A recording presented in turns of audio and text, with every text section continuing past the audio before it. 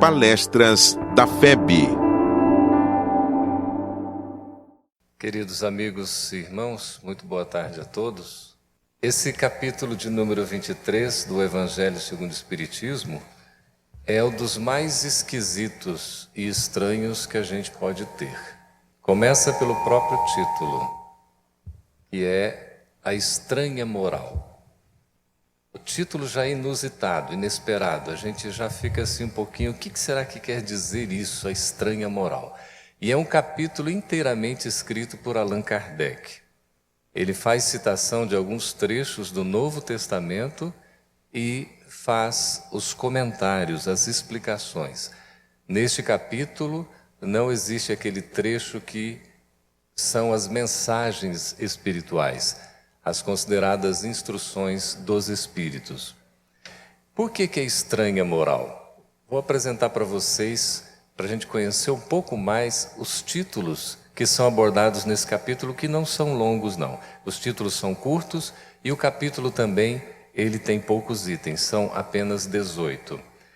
A gente já viu vários deles aqui nos domingos anteriores e hoje nós vamos fazer a conclusão do estudo desse capítulo.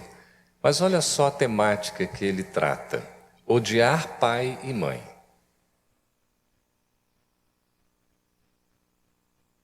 É esquisito, não é não? Abandonar pai, mãe e filhos. Mais estranho ainda, né? Deixai aos mortos o cuidado de enterrar os seus mortos. Se alguém entender, por favor, me explique. E agora, não vim trazer a paz, mas a divisão. Encerra o capítulo com esse tópico.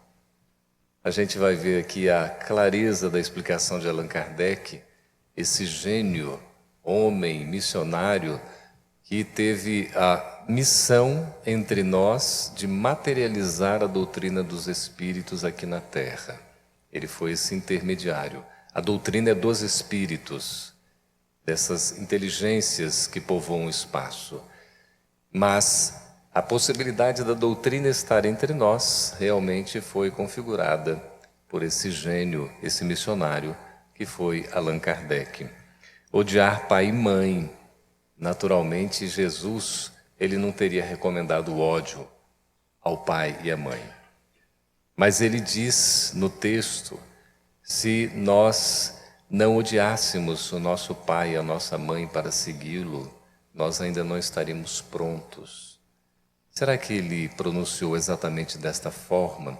Quando a gente vê a explicação de Kardec, a gente vai ver que as palavras, sobretudo na tradução, elas foram se alterando. E embora Emmanuel nos ensina que a essência do Evangelho não se perdeu, mesmo com todas as traduções possíveis, nós não podemos ficar numa interpretação literal. É imprescindível que nós tiremos da letra o espírito, do texto o seu contexto e do vocábulo o seu conceito. A gente precisa entender o que está por detrás disso. Por isso, o Espiritismo decodifica o Evangelho, para que a gente possa entendê-lo. Então, odiar pai e mãe, evidentemente, não foi uma expressão como o ódio que nós entendemos hoje, mas é no sentido de nós termos um desprendimento com relação à própria família, quando nós precisamos nos dedicar ao bem. Quando Jesus fala a respeito do abandono do pai e da mãe, e dos filhos, inclusive, certamente Jesus não estava recomendando que nós deixássemos os nossos deveres familiares de lado, de maneira alguma, mas que nós pudéssemos, igualmente, saber valorizar as questões espirituais. Ele próprio deu esse testemunho, porque quando trazem a sua mãe, no momento em que ele estava sempre em ação, sempre obrando algo, ele pergunta: quem é minha mãe? Quem são meus irmãos? Evidentemente, Jesus não estava negando a sua mãe, nem os seus, que eram considerados irmãos, que eram primos. Jesus não teve nenhum irmão, como a gente entende, mas ele teve os primos, e eram considerados primos irmãos. Ele não estava negando a sua mãe, evidentemente. Mas naquele instante, ele estava elastecendo o conceito de família, não meramente consanguínea, mas estendendo para uma compreensão no sentido da família espiritual. Assim também essa passagem, deixar aos mortos o cuidado de enterrar os seus mortos. Porque alguém que estava predisposto a servir a Jesus, antes disse que precisava enterrar o seu pai. Ora, aí Jesus disse que aquele que se voltar e fazer algo antes de servir ao Senhor, também não está pronto, não está em condições. E dá o recado, deixar os mortos o cuidar de enterrar os seus mortos. Ora, será que Jesus estava dizendo, não é para que a gente não fosse fazer o acompanhamento, o sepultamento de um familiar, de um ente querido? Seria absolutamente absurdo, paradoxal, contraditório.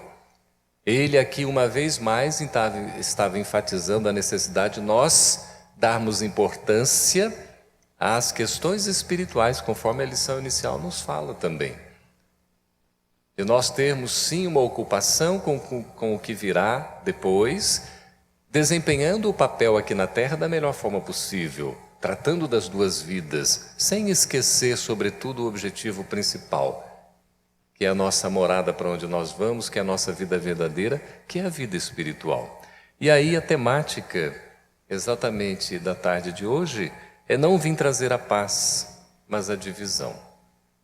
E é um dizer um tanto quanto estranho também. Por isso que nos causaria, talvez assim, uma espécie de desconforto quando a gente ouve essas palavras de Jesus. E se as formos interpretar ao pé da letra, nós vamos ter dificuldade em compreendê-las. Está registrado em Mateus, no capítulo 10, versículos 34 a 36. Não penseis que eu tenha vindo trazer paz à terra. Não vim trazer a paz, mas a espada.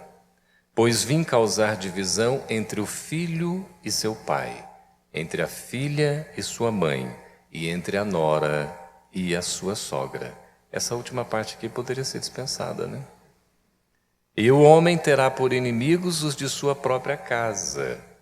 Assim encerra Mateus os versículos 34 a 36. Aí Kardec, na sua inteligência, compila nesse mesmo tópico, nesse item, com o título Não vim trazer a paz, mas a divisão, o texto também evangélico registrado por Lucas. A gente sabe que Mateus conheceu Jesus, foi chamado por Jesus diretamente, foi um dos seus discípulos, um dos seus apóstolos, era aquele espécie de cobrador de impostos, né, um publicano. Ele não era muito bem visto, mas interessantemente, quando Jesus o chama, o convida, o convoca, ele aceita na hora. Todos eles aceitaram na hora. É uma coisa assim impressionante. Deixaram tudo, a sua própria vida, para seguir Jesus. Lucas não conheceu diretamente a Jesus. Ele escreveu o Evangelho que possivelmente seria escrito por Paulo, mas Paulo não teve condições. Então Lucas diz assim: Paulo, precisamos registrar todas essas vitórias, todos esses sucessos, esses êxitos. Aí Paulo recomenda: meu amigo, cabe sim registrar, mas não o nosso sucesso. Cabe falar dos nossos percalços, das nossas dificuldades, dos nossos problemas. Então Lucas escreve, pelo contato que teve com Paulo, um dos maiores amigos de Paulo, que o seguiu nas viagens até o último instante. É tão interessante. E que escreveu também Atos dos Apóstolos. É esse médico que tem o texto mais escorreito, mais límpido do Evangelho, que nós devemos a alcunha de cristãos. Hoje nós somos chamados cristãos porque Lucas assim nos designou. Porque antes eram chamados homens do caminho, daquela igreja do caminho, a casa do caminho. E nós temos o registro de Lucas no capítulo que é o de número 12, versículos 49 a 53, dizendo assim: Vim para lançar fogo à terra, e o que é que desejo senão que ele se acenda? Lucas está registrando palavras que Jesus disse. Tenho de ser batizado com um batismo, e quanto me sinto apressado de que ele se cumpra. Uma linguagem enigmática, simbólica, que Jesus estava querendo dizer isso, lançar fogo à terra. Ele precisava passar por um batismo e que esse batismo viesse logo. Do que se trata?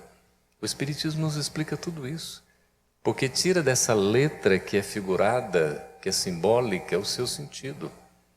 Aqui é o fogo que queima, que transforma, que purifica, que renova.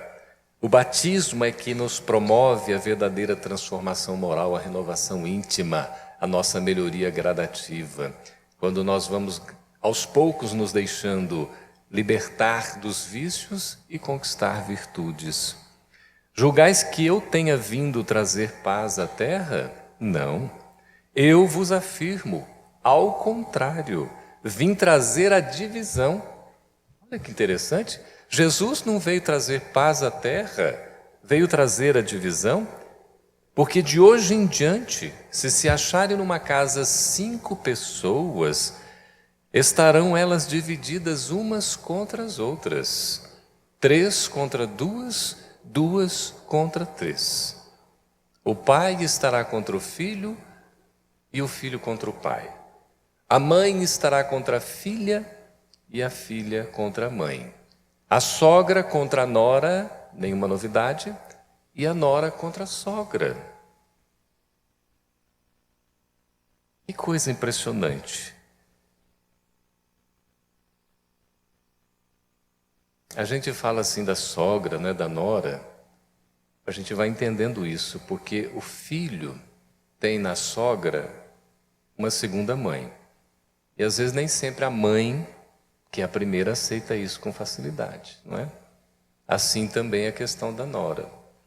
Tem algumas dificuldades porque acaba tendo que dividir um pouco o filho, não é? Tem essas coisas. Mas a gente vai se desprendendo gradativamente.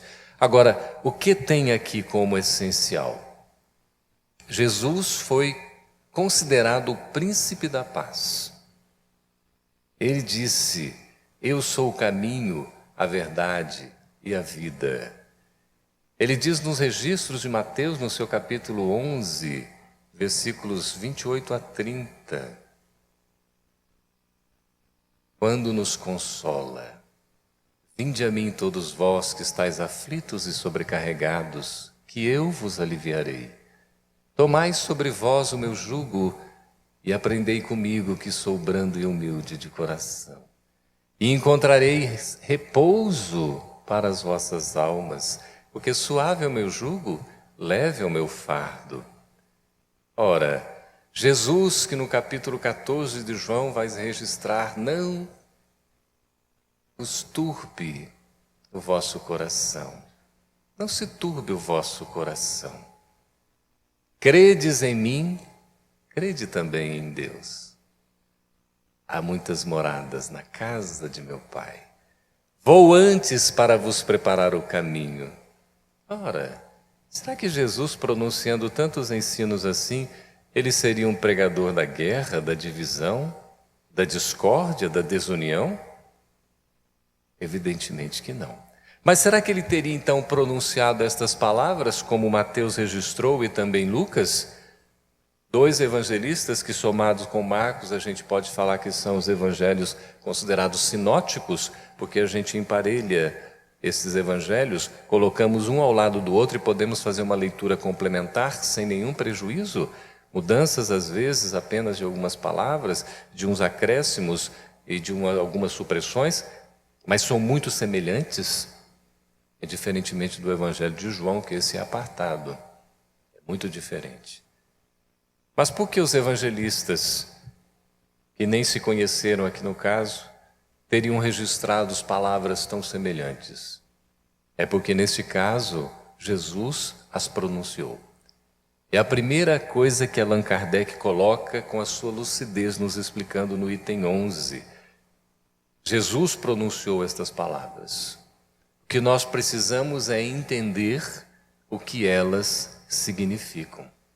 Qual o seu sentido, afinal de contas? O que significa paz? O que significa divisão? Algumas traduções colocam espada. E Jesus não viria trazer a paz, mas a espada.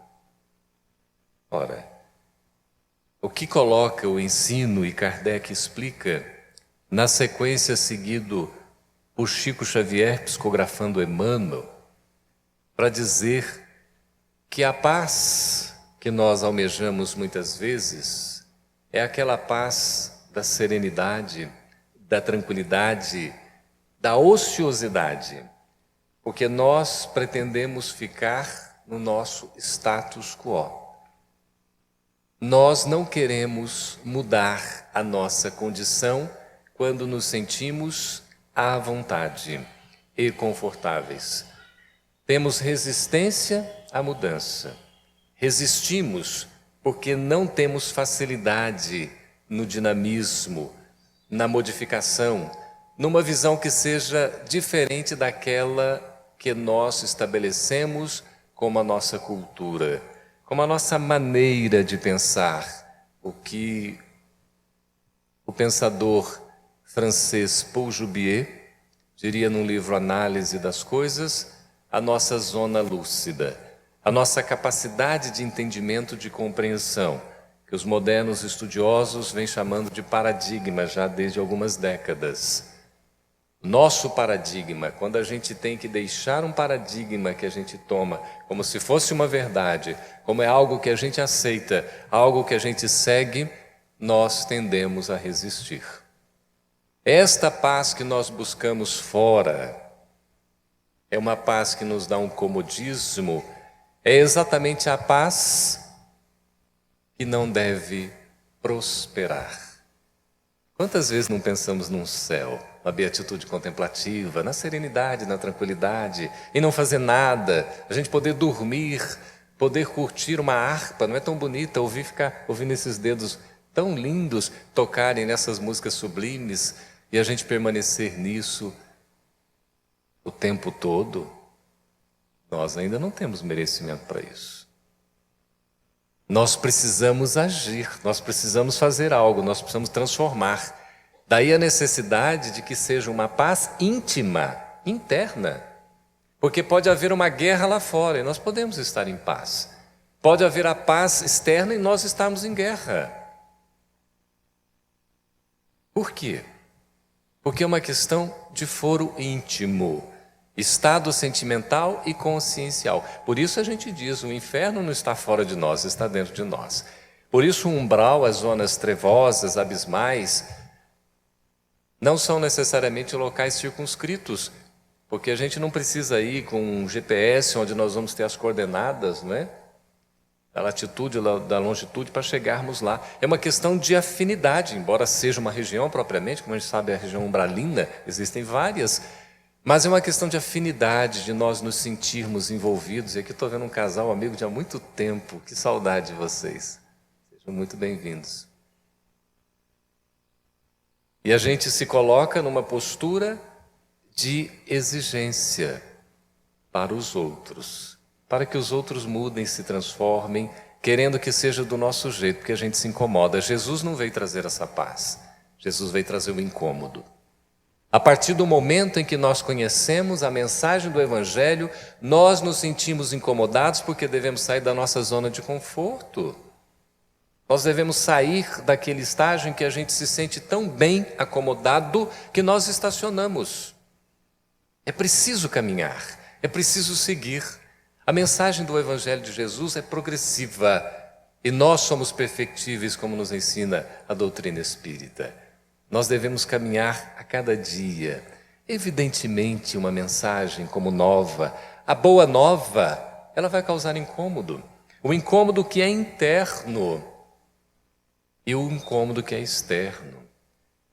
Todas as ideias que vêm para mudar, para revolucionar, vai gerar resistência. E as ideias são interpretadas das formas as mais distintas. Ao longo da história do nosso processo evolutivo, as religiões mataram mais do que as guerras político, administrativo, sociais. As guerras religiosas, chamadas santas, porque são maneiras diferentes de pensar, então se impõe a ideia. Jesus já presumia que isso iria acontecer, porque a sua mensagem iria causar celeuma, iria causar a divisão, porque haveria entendimentos distintos, e lamentavelmente, não só o entendimento, mas a imposição daqueles que se poderiam achar donos da razão. A maneira do entendimento da mensagem de Jesus é a maneira mais correta.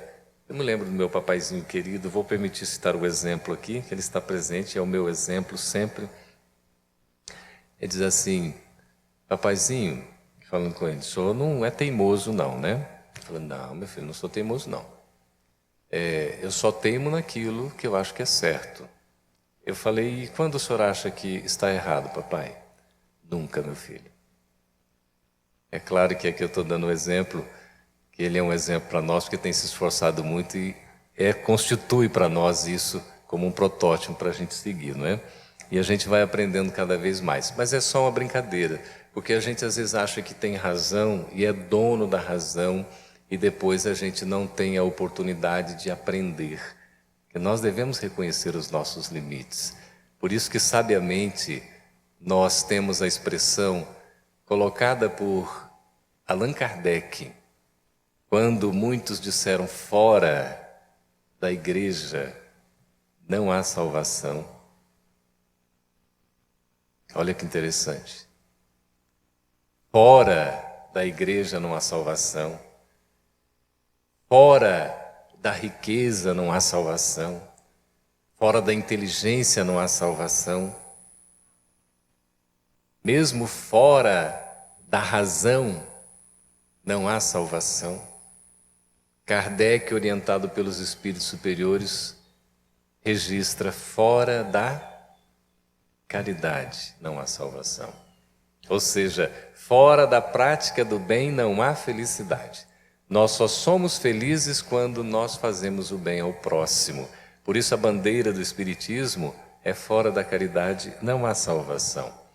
E nós temos nos pioneiros exemplos grandiosos que nos antecederam nesse trabalho do bem. Nós temos feito aqui cotidianamente nas palestras a referência a personalidades que nos antecederam, que cumpriram um trabalho muito bonito de dedicação, de divulgação, de exemplos, sobretudo, de vida, como é o caso de Francisco Leite de Bittencourt Sampaio. Esse foi um dos pioneiros lá que praticamente ajudou a fundar a Casa de Ismael. Ele foi daqueles que se reuniram junto com Luiz Saião para fundar os primeiros grupos que tinham duração curta, de 2, 3 anos, para depois chegar à própria Federação Espírita Brasileira. Então trabalharam um grupo Confúcio, depois na Sociedade Deus, Cristo, Caridade, depois na Sociedade Fraternidade, até chegar à Federação Espírita Brasileira. E Francisco Leite de Bittencourt Sampaio, ele era político, era poeta, ele tinha uma vida na literatura, era muito conhecido e reconhecido, era uma cultura impressionante, era um homem do bem. E ele era médium, conheceu o espiritismo pelos fenômenos, chamou a atenção e ele virou um médium receitista. Inclusive, Luiz Saião acaba também se aproximando mais, porque a sua esposa foi curada pela mediunidade curativa ou curadora de Bittencourt Sampaio.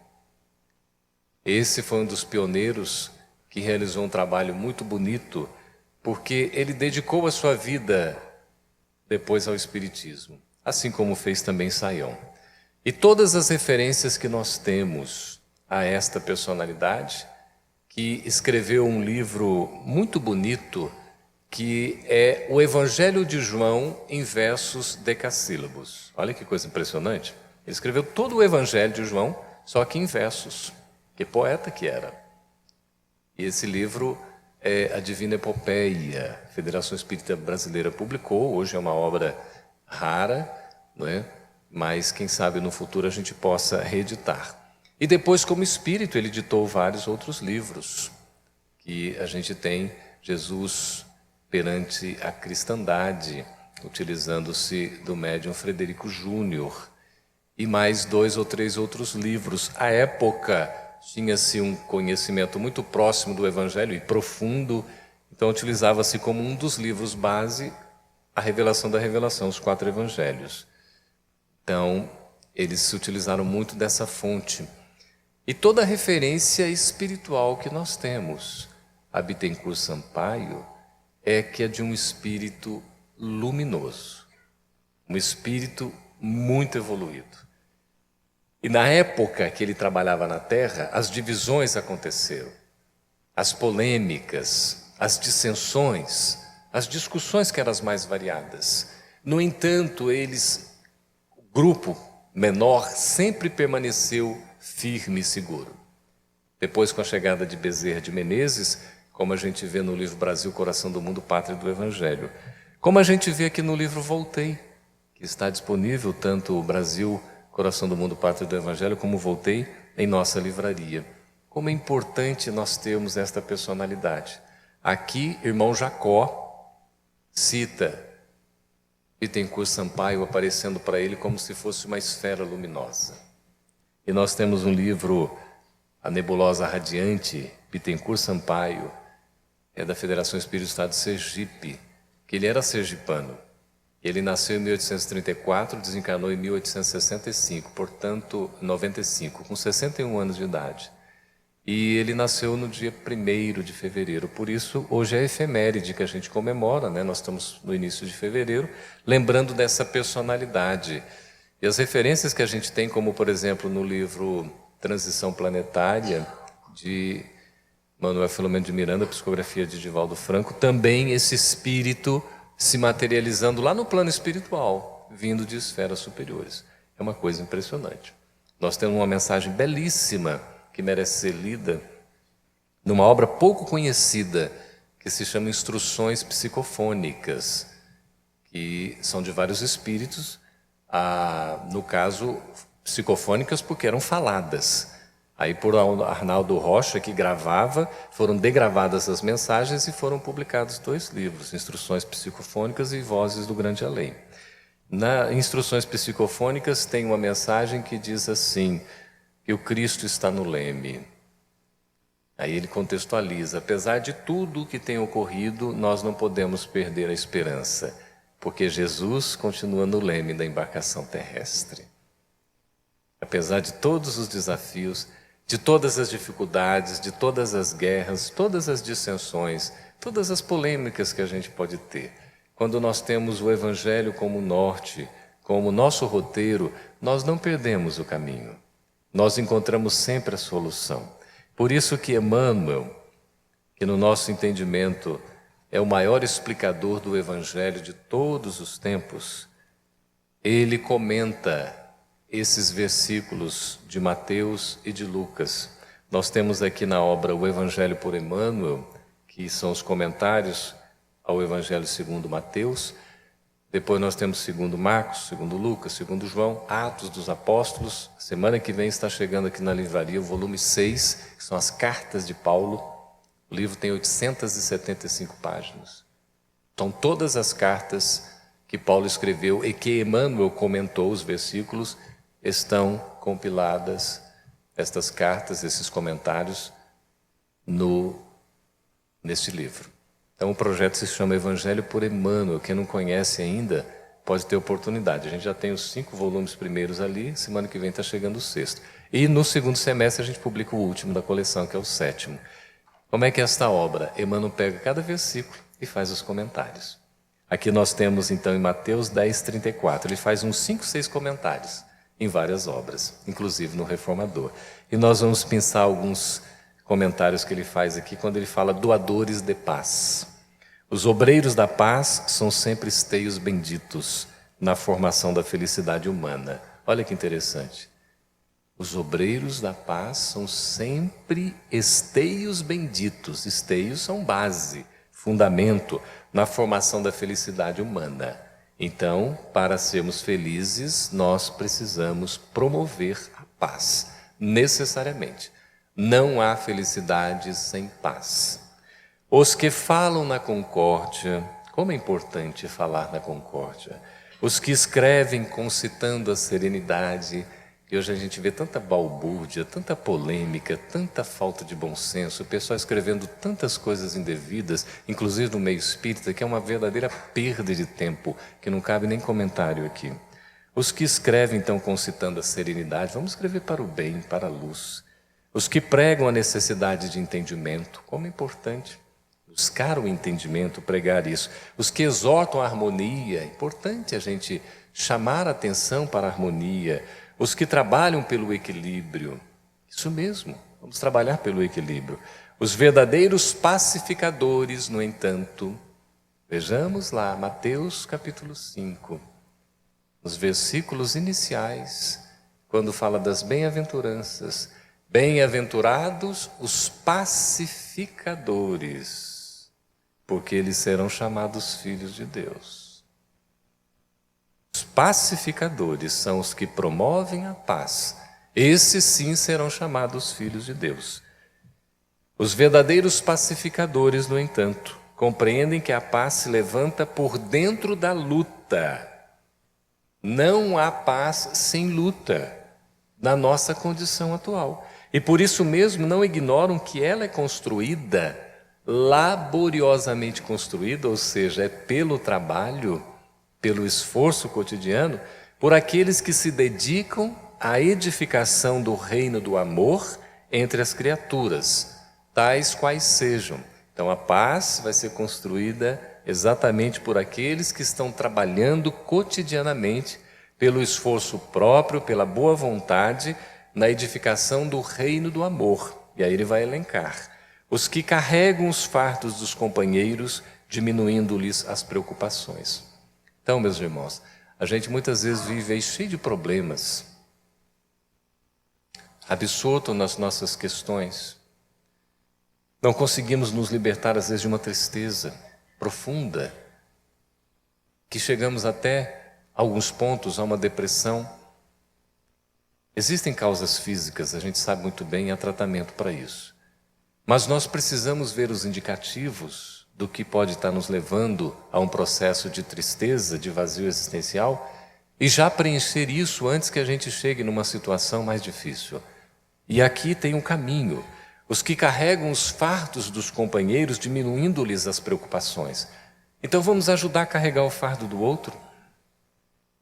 A expressão registrada por Mateus, pronunciada por Jesus: tomai sobre vós o meu jugo, e aprendei comigo que sou brando e humilde de coração.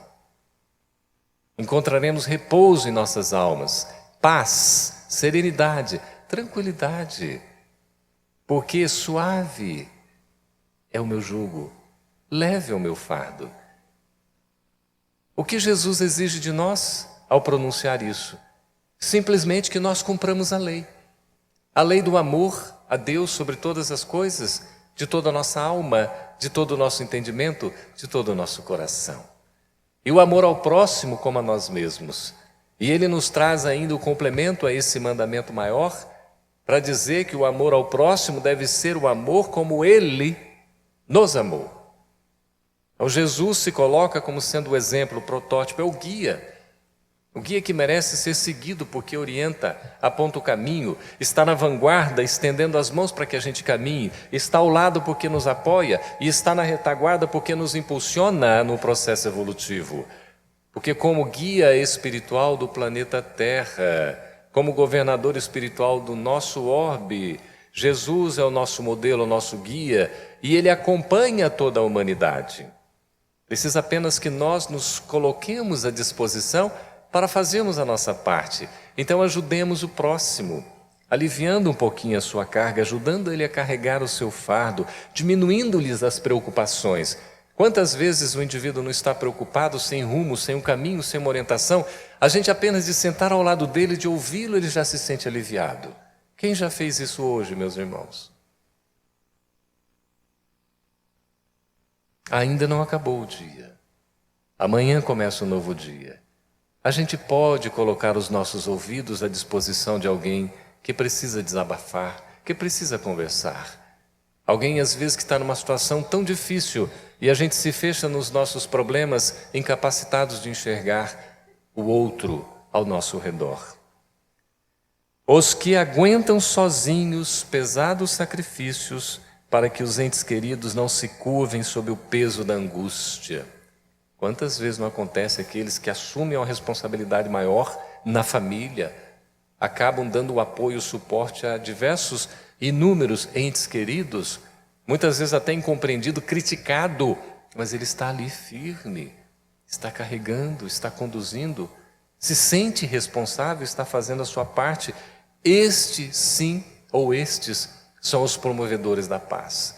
São aqueles pacificadores, os que procuram esquecer-se para que os outros se façam favorecidos ou destacados. Como é difícil, não é, meus irmãos? Como é difícil ainda, pelo menos para mim, talvez para vocês não. Quando a gente vê alguém feliz, destacado, um sucesso no trabalho, né? Consegue uma promoção, às vezes consegue um destaque, a pessoa consegue fazer algo em que se sente bem, a gente fica olhando aquilo, a gente tem que olhar com o quê? Com bons olhos. Nós devemos estimular, agradecer, compartilhar a felicidade, não ser invejoso, não ser egoísta, não ser orgulhoso, vaidoso, procurar ser feliz com o outro. É o momento do outro naquela conquista, que ele seja abençoado e fortalecido, porque boa parte das conquistas que a gente tem aqui na Terra são voos rasos para grandes quedas. A gente precisa também tomar cuidado, nunca buscar projeção pessoal. Nós devemos buscar o Evangelho dentro de nós que nos transforma, que nos renova. É o fogo purificador que vai efetivamente, num processo de alquimia, nos transformar gradativamente. Os que abraçam responsabilidades e compromissos de que já se sentem dispensados para que haja mais amplas facilidades no caminho dos semelhantes. Poderia muito bem seguir o meu caminho, já fiz a minha parte, já estou até aposentado, né? Já vivi tudo que precisava viver. Mas você continua vivendo. Quando é que você vai morrer? Nunca. Então, tratemos de ajudar os outros. Doar um pouquinho do nosso tempo, estender o bem. Quantos passam fome, passam frio? Quantos não têm um abrigo? A caridade material, ela é fundamental para a gente construir a paz. O mundo de regeneração, essas questões de necessidades fundamentais, básicas, na pirâmide de Maslow, já vão ter sido superadas. Porque não vai ter mais a fome, não vai ter mais a miséria. Não haverá mais a injustiça, como nós ainda vemos aqui. Não haverá mais a corrupção, não haverá mais a tentativa de explicação diante de algo que não há justificativa. Para justificar o injustificável, que eu preciso ter um recurso de auxílio à moradia quando eu já tenho minha casa própria. Ainda mais quando eu formo um casal e estou morando na mesma mansão. Fica complicado. É legal, mas é imoral. Nós temos que ter a coragem de admitir isso e começar a fazer a mudança dentro de nós. Qualquer coisa que é imoral, a gente não pode aceitar. É difícil? É difícil. Quando a gente fala isso, não estou falando para vocês, meus irmãos, estou falando para mim mesmo. O nosso enfrentamento. Porque os ouvidos que estão mais próximos da boca que fala, é a do falante, não é? Do falador. Então, quando a gente fala alguma coisa para o outro, na verdade, primeiramente nós estamos falando para nós. Então, é um esforço. Essa é a divisão, essa é a espada que está sobre a nossa cabeça, que a gente precisa considerar. É o momento de renovar, é o momento de transformação. Então, em certa ocasião, disse-nos Jesus: eu não vim trazer a paz à terra, mas sim a divisão. Entretanto, em outro lance dos seus ensinamentos, afirmou-nos convincente: a minha paz vos dou, mas não vô-la dou como o mundo a dá. O príncipe da paz, ele nos oferece a sua paz, mas a paz que Jesus nos dá não é a paz do mundo, não é essa paz aparente, fugaz, é a paz que permanece eternamente conosco, fruto de uma conquista transformadora, fruto de esforço gradativo, cada dia, cada passo, cada oportunidade. Cada esforço que a gente faz tem o seu sentido. E a gente não precisa nem ter pressa, nem precipitação, nem queremos dar 2 passos de uma só vez, porque a gente ainda não dá conta.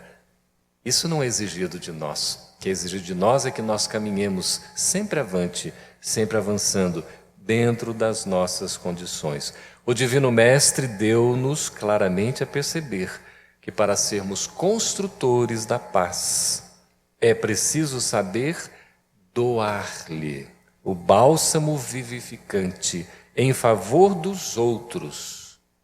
O bálsamo vivificante em favor dos outros, conservando bastas vezes o fogo da luta pelo próprio burilamento no fechado recinto do coração. Está aqui de novo o fogo que nós vamos estar combatendo os nossos vícios, as nossas dificuldades, as nossas inferioridades. Assim como o Bittencourt Sampaio conseguiu se superar, assim como o Frederico Figner, o irmão Jacó, percebeu a luz que tem dentro dele, nós também temos essa luz dentro do nosso coração. Nós somos seres divinos. A presença de Deus está em todo lugar e está também dentro de nós, porque nós somos deuses. Nós somos seres que potencialmente podemos atingir a perfeição relativa à nossa condição, evidentemente, de espíritos criados por Deus, filhos desse Pai, criaturas desse Criador. E precisamos ter a vez e a voz da oportunidade e da esperança para que a gente possa construir esse mundo que nós tanto almejamos, que é o mundo da regeneração, o mundo da paz. A paz que começa dentro de nós mesmos. Que Jesus nos abençoe, hoje e sempre. Muito obrigado pela atenção de todos. Esta é uma realização da Federação Espírita Brasileira.